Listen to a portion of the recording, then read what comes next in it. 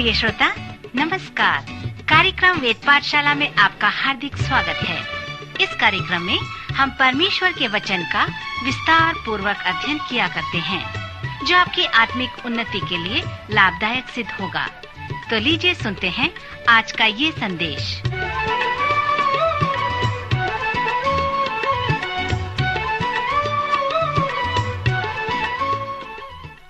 नमस्कार श्रोता मित्र, वेद पाठशाला के अगले अध्ययन में आपका स्वागत है।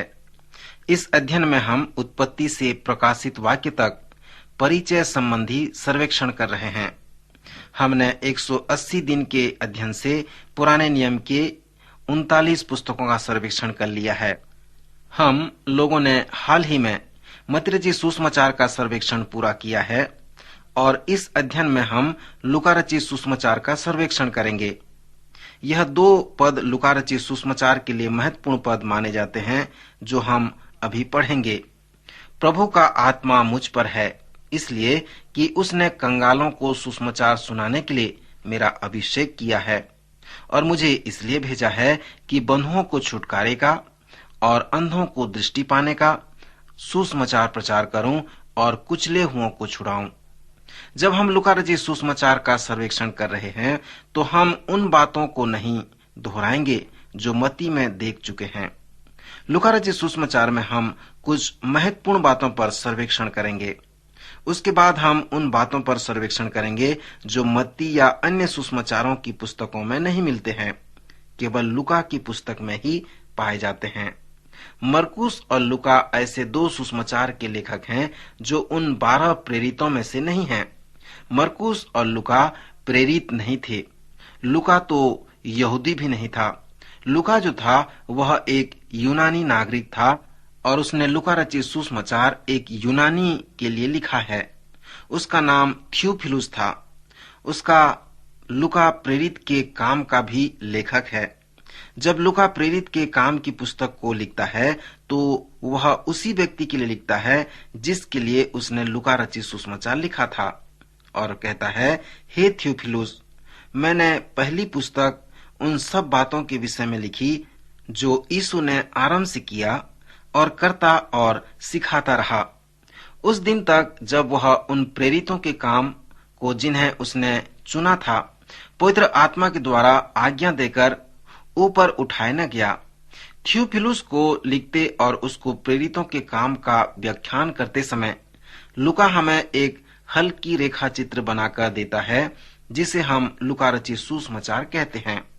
लूका का लक्ष्य था कि वह यीशु की सारी शिक्षाओं को एक क्रम में रख दे, जो कि उसने किया है, और जब तक उसने उस महान आज्ञा उसे न दी तब तक शिक्षा देता रहा और उसके बाद स्वर्ग उठा लिया जाना, इस बात को भी उसने प्रकट किया है।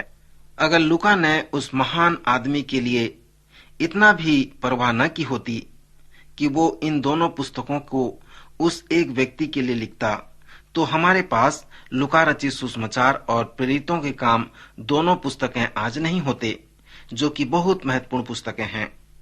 लूका थियोफिलुस के लिए उस लूका रचित सुसमाचार लिखा है क्योंकि लूका चाहता है कि वह उन बातों को निरीक्षित करे और उसे जाने जिसमें उसे आदेश दिया गया था। वह चाहता था कि वह व्यक्ति जो कुछ भी यीशु के बारे में बताया गया है वह सच था। हम इस थियोफिलुस व्यक्ति के बारे में ज्यादा कुछ नहीं जानते, सिर्फ इतना ही जानते हैं कि वह यूनानी था। थियोफिलुस का अर्थ है परमेश्वर का प्रेम करने वाला। वह स्पष्ट रूप से परमेश्वर को प्रेम करता था। हो सकता है कि लूका इस व्यक्ति से प्रेम करता हो, इसलिए उसने दोनों पुस्तकें इस व्यक्ति के लिए लिखी थी। कुछ लोग विश्वास करते हैं कि लूका ने यह दोनों पुस्तकें उस थियोफिलुस व्यक्ति के लिए नहीं लिखी, लेकिन सबके लिए लिखी जो परमेश्वर से प्रेम रखते थे। कुछ विश्वासी कहते हैं कि यह परमेश्वर से प्रेम करने वाले लूका मित्र था और यथा शब्द चलने वाला व्यक्ति था। लूका बहुत पढ़ा लिखा व्यक्ति था और एक वैद्य भी था। अपने समय में लूका एक वैज्ञानिक समझा जाता था।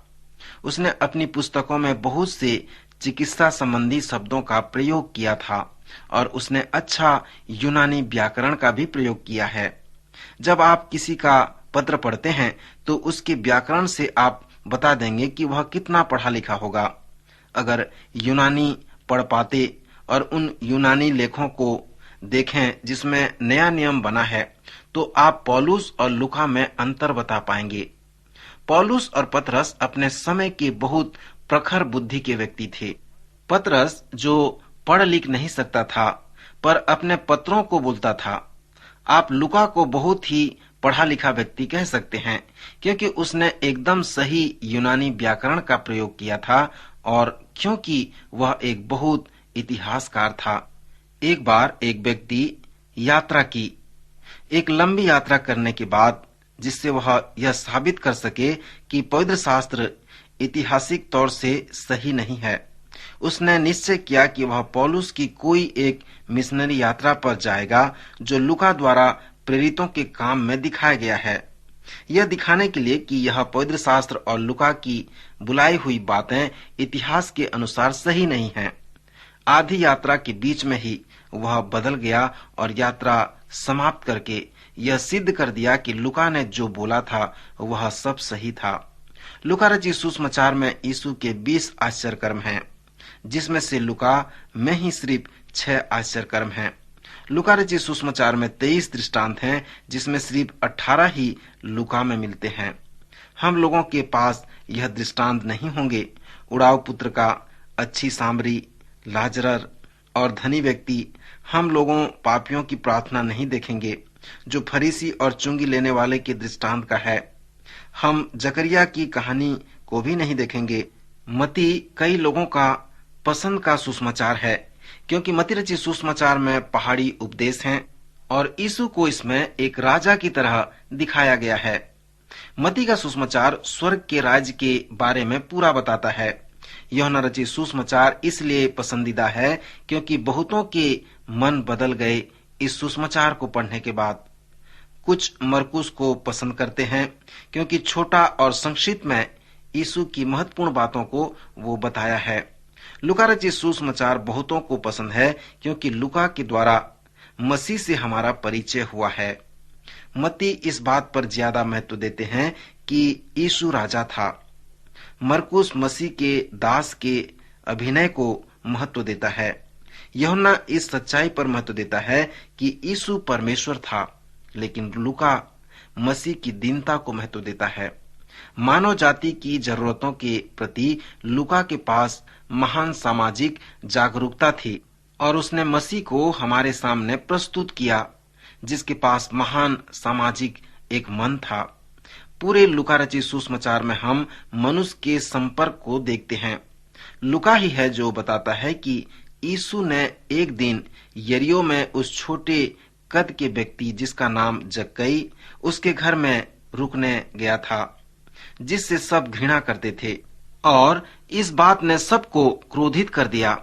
लूका ही यीशु का उस चुंगी लेने वाले के साथ चलते हुए बताते हैं और लोगों का इस बारे में बड़बड़ाने का चित्रण उसने किया है। लूका लिखते हैं कि मनुष्य का पुत्र इसलिए आया कि खोए हुओं को ढूंढने और उन्हें बचाए, उनका उद्धार करे। लूका ही है जो हमें बताता है कि मार्था नाराज हो जाती है क्योंकि मरियम उसके साथ बर्तन साफ करने में उसे मदद नहीं करती है, खाना बनाने में मदद नहीं करती है। लूका ही यीशु को उपस्थित करता है, जिसका पतरस के साथ सीधा सामना होता है, जिसको ठीक से मछली भी नहीं पकड़ना आता। यीशु पतरस को प्रशिक्षण देते हैं और उसको ऐसा व्यक्ति बना देते हैं जो मनुष्य को पकड़ सके, जो अब तक का सबसे बड़ा मनुष्यों का पकड़ने वाला व्यक्ति हुआ।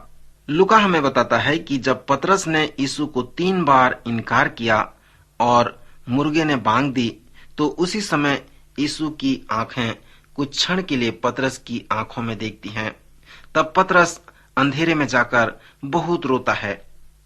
लूका यीशु की चंगाई की सेवा पर बहुत जोर देता है क्योंकि वह खुद भी वैद्य था।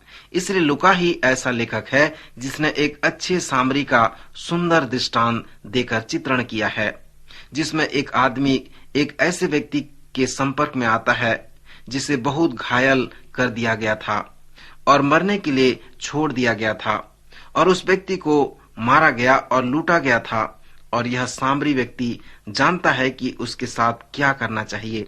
वह उसके घावों को तेल और दाखरस से धोता है, पट्टी बांधता है, उस व्यक्ति को सहारा देकर एक लॉज में रखकर चला जाता है और उसकी सेवा टहल करने के लिए पैसे देता है।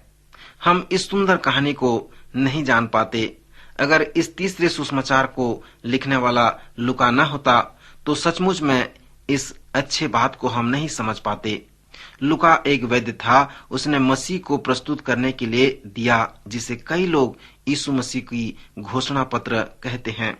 जितने भी बड़े नेता हुए जिन्होंने पूरे संसार पर अपनी छाप छोड़ना चाहा, सबके पास अपने घोषणा पत्र थे। हिटलर के पास भी घोषणा पत्र था, जिसको न मानने की वजह से करोड़ों लोगों को मरना पड़ा। श्रोता मित्र, जब यीशु ने अपनी सेवा शुरू की तो उसने अपने घोषणा पत्र के अनुसार अपनी सेवा शुरू की। यीशु शब्द के दिन आराधनालय में आया और उसने यशाया की पुस्तक मांगी, जबकि वहां पर कुछ करना बहुत मुश्किल था। यीशु ने पुस्तक खोलकर 61 अध्याय को निकाला, जहां पर लिखा था कि प्रभु का आत्मा मुझ पर है, क्योंकि उसने कंगालों को सुसमाचार सुनाने के लिए मेरा अभिषेक किया है और मुझे इसलिए भेजा है कि बंधुओं को छुटकारे का और अंधों को दृष्टि पाने का सुसमाचार प्रचार करूं और कुचले हुओं को छुड़ाऊं और प्रभु के प्रसन्न रहने के वर्ष का। अगर आप यशाया के 61 अध्याय से परिचित हैं तो आप जानते हैं कि वह पद के बीच में रुक गया। पद आगे कहता है, और हमारे परमेश्वर के पलटा लेने के दिन का प्रचार करूं। यीशु इस पद को पूरा करने नहीं आया। तब उसने पुस्तक को वापस रब्बी को हाथ में रख दिया और कहा, आज ही यह सब तुम्हारी आंखों के सामने पूरा होगा। वह यशाया के शब्द मसीहा का घोषणा पत्र था। हाँ मित्र, प्रभु का आत्मा मुझ पर है। यीशु ने इस प्रकार कहा। उसने कहा, परमेश्वर ने मेरा अभिषेक किया है और इस उद्देश्य से मेरा अभिषेक किया है कि मैं अंधों को दृष्टि पाने का, कुचले हुओं को स्वतंत्र होने का, छुटकारा प्रदान करने का प्रचार करूं।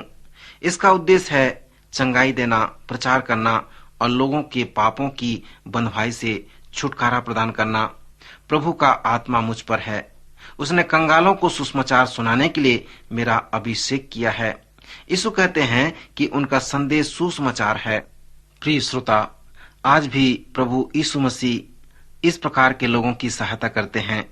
क्या आप कुचले हुए हैं, टूटे हुए हैं, पाप के बंधन में फंसे हुए हैं? प्रभु आपको निकालना चाहते हैं। प्रभु के पास आएं, वो आपका मार्गदर्शन करेंगे, आपको सही मार्ग में लाएंगे, आपको अनंत जीवन देंगे, आपका उद्धार करेंगे। प्रभु आज के वचन द्वारा आप सबको आशीष दे। अभी आप सुन रहे थे कार्यक्रम वेद पाठशाला।